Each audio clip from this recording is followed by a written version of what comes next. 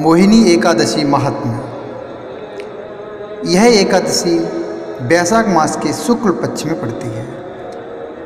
धर्मराज युधिष्ठिर बोले कि हे कृष्ण जी, वैशाख मास की शुक्ल पक्ष की एकादशी का क्या नाम है तथा उसकी क्या विधि है, यह सब विस्तार पूर्वक कहिए।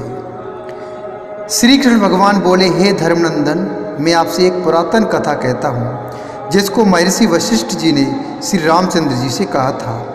श्री रामचंद्र जी बोले, हे गुरुदेव, आप मुझे कोई ऐसा व्रत कहिए जिससे समस्त पाप और दुख नष्ट हो जाएं। मैंने जनक नंदिनी श्री सीता जी के वियोग में बहुत दुख भोगे हैं, अतः अब आप कोई व्रत बतलाइए।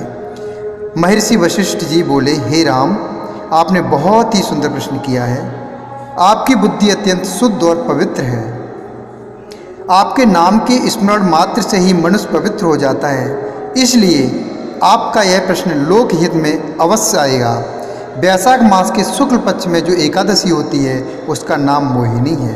इस एकादशी का व्रत करने से मनुष्य के समस्त पाप तथा दुख कट जाते हैं। इसके व्रत के प्रभाव से मनुष्य मोह जाल से छूट जाता है।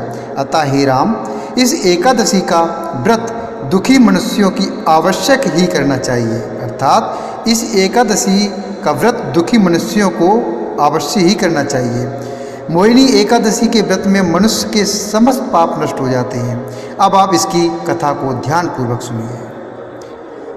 सरस्वती नदी के किनारे एक भद्रावती नाम की नगरी बसी हुई है। उस नगरी में सोमवंशीय घृतमान नाम का एक राजा राज्य करता था। उसी नगरी में एक धन्य धान्य से पूर्ण पुण्यवान एक वैश्य रहता था।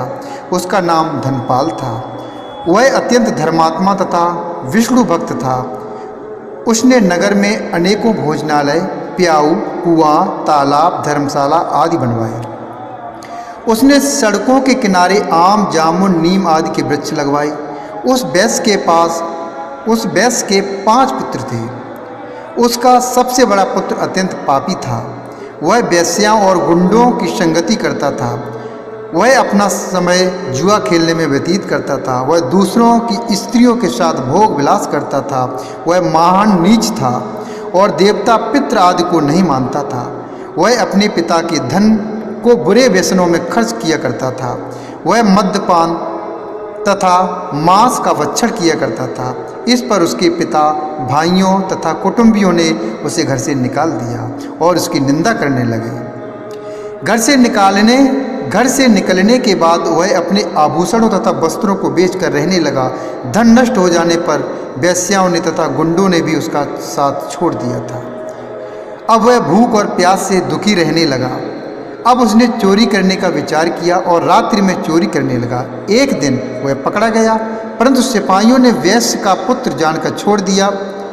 वह दूसरी बार फिर पकड़ा गया और राजा ने उसे कारागार में बंद कर दिया। कारागार में राजा ने उसको बहुत दुख दिए और उसको नगर छोड़ने को कहा। अंत में वह दुखी होकर नगरी को छोड़ गया और जंगल में पशु पक्षियों को मार मार कर खाने लगा। फिर बहेलिया बन गया और धनुष बाण से पक्षियों को मार मार कर खाने लगा। एक दिन वह पापी भूख और प्यास से व्याकुल खाने की खोज में निकल पड़ा और कौटिन्य ऋषि के आश्रम पर पहुंच गया। इस समय वैशाख का महीना था। कौटिन्य ऋषि गंगा स्नान करके आए थे। उनके भीगे वस्त्रों के छींटे मात्र से इस पापी को कुछ सुबुद्धि प्राप्त हुई। अर्थात उनके भीगे वस्त्रों के छींटे से मात्र इस पापी की कुछ सुबुद्धि प्राप्त हुई। वह पापी मुनि के पास जाकर हाथ जोड़कर कहने लगा, हे मुनि, मैंने अपने जीवन में पाप किए हैं।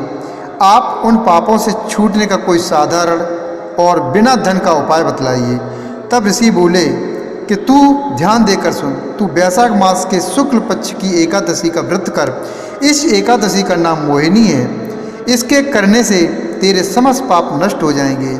मुनि के वचनों को सुनकर वह बहुत प्रसन्न हुआ और मुनि की बतलाई हुई विधि के अनुसार उसने मोहिनी एकादशी का व्रत किया। हे राम जी, उस व्रत के प्रभाव से उसके समस्त पाप नष्ट हो गए और अंत में वह गरुड़ पर चढ़कर विष्णु लोक को गया। इस व्रत से मोह आदि भी नष्ट हो जाते हैं। संसार में इस व्रत से अन्य कोई श्रेष्ठ व्रत नहीं है। कोई श्रेष्ठ व्रत नहीं है। इसके महात्म के श्रवण व पठन से जो पुण्य होता है वह पुण्य एक सहस्त्र गोदान के पुण्य के बराबर है।